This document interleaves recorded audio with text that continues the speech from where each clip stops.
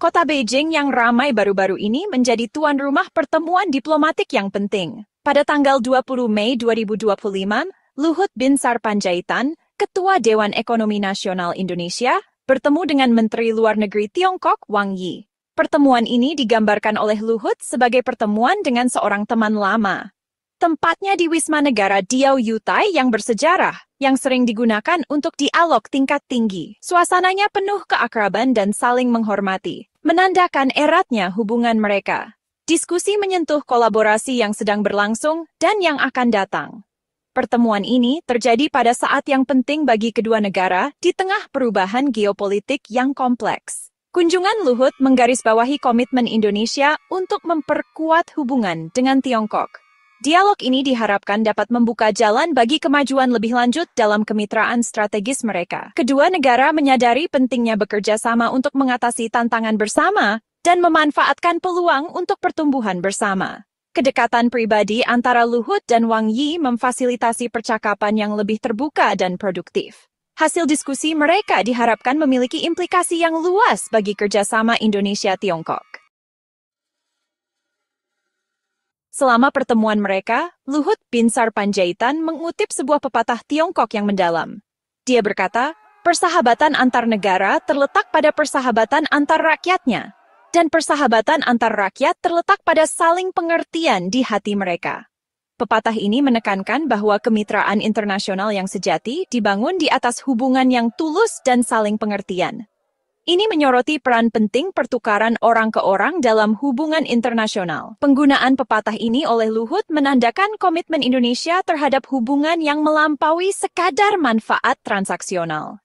Dengan mengutip sentimen semacam itu, ia bertujuan untuk memperkuat gagasan bahwa kerjasama strategis antara Jakarta dan Beijing dibangun di atas nilai-nilai bersama. Pendekatan ini sangat beresonansi, terutama di dunia di mana wacana diplomatik seringkali menjadi terlalu formal.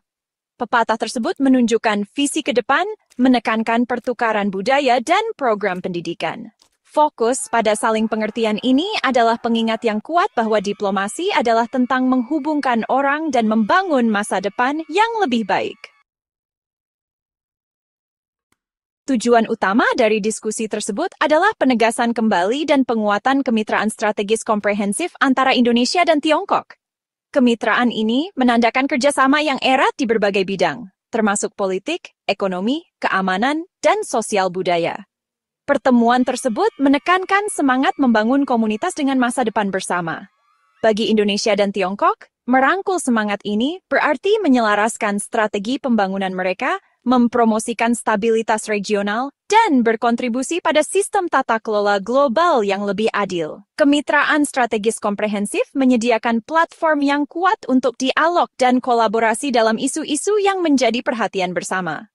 Dengan berkomitmen kembali pada kerangka kerja ini, Luhut dan Wang Yi menandakan niat mereka untuk memastikan kerjasama yang efektif. Diskusi tersebut bertujuan untuk menyuntikkan dinamisme baru ke dalam kemitraan ini, mengidentifikasi langkah-langkah untuk memperdalam kepercayaan politik, memperluas hubungan ekonomi, dan meningkatkan pemahaman budaya.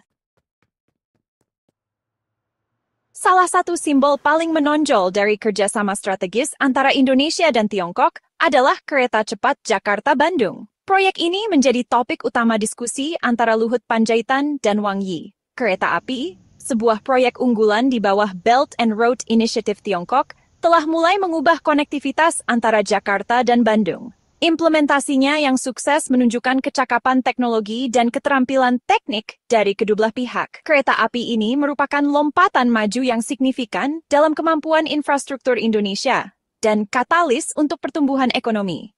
Dengan mengurangi waktu tempuh, diharapkan dapat meningkatkan pariwisata, memfasilitasi perjalanan bisnis, dan merangsang pembangunan daerah.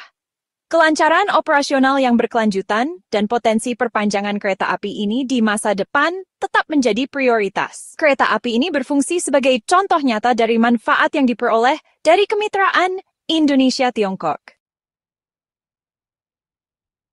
Proyek besar lainnya yang dibahas adalah Tanggul Laut Raksasa, sebuah proyek yang sangat penting secara strategis bagi Indonesia. Inisiatif ini bertujuan untuk melindungi pantai utara Jawa dari banjir dan penurunan tanah. Kerjasama internasional, khususnya dengan Tiongkok, sangat berharga untuk proyek yang kompleks seperti itu. Tanggul Laut Raksasa dibayangkan sebagai proyek pengembangan pesisir terpadu, mengubah lanskap pesisir, dan menciptakan peluang ekonomi baru. Diskusi kemungkinan mencakup studi kelayakan, model pembiayaan, dan penilaian dampak lingkungan. Selain itu, dialog juga mencakup inisiatif penting lainnya seperti Two Countries Twin Parks dan kawasan industri hijau Kaltara. Proyek-proyek ini secara kolektif menggambarkan gambaran kemitraan ekonomi yang mendalam dan berkembang, yang berfokus pada pertumbuhan jangka panjang dan berkelanjutan. Diskusi tersebut secara ambisius memetakan arah untuk perluasan kerjasama bilateral ke beberapa sektor baru.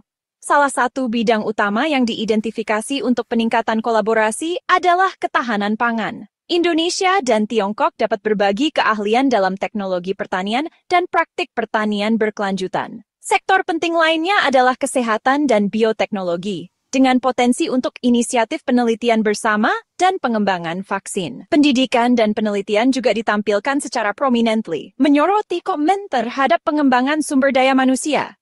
Ini termasuk peningkatan beasiswa, pembentukan laboratorium bersama, dan pelatihan digitalisasi. Ekspansi ke sektor-sektor yang beragam ini mencerminkan kemitraan yang matang dan berkembang yang melampaui pertukaran ekonomi tradisional.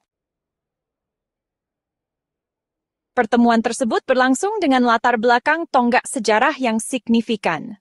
Tahun 2025 menandai peringatan jubel 5 tahun hubungan diplomatik antara Indonesia dan Tiongkok. Peringatan semacam itu memberikan momen yang tepat untuk refleksi dan memetakan arah kerjasama di masa depan. Tahun 2025 juga memperingati 70 tahun Konferensi Asia Afrika yang diadakan di Bandung, Indonesia.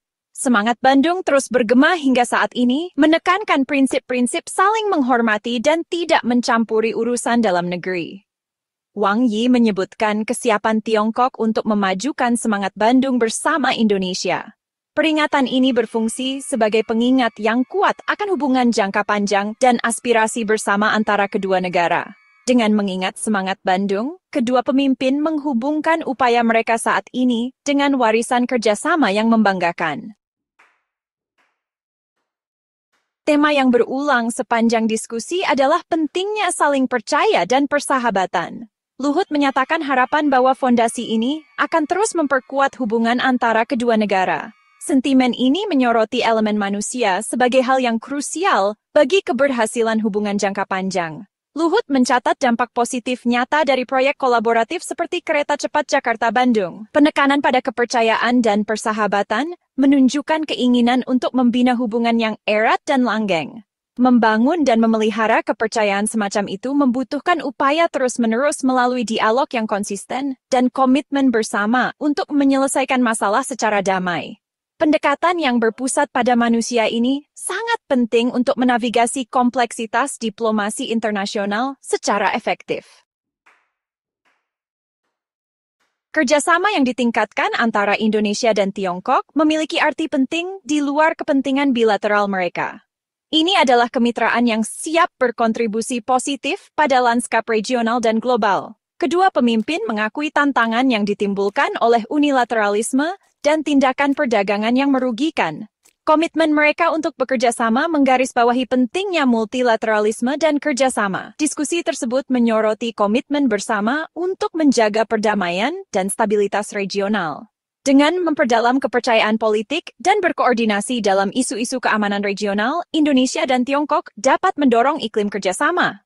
Kolaborasi ini menantang tendensi proteksionis dan mengadvokasi sistem ekonomi global yang adil. Pertemuan tersebut merupakan penegasan kembali yang kuat dari persahabatan yang mendalam dan berkembang, menjanjikan untuk mendorong dunia yang lebih damai, sejahtera, dan inklusif.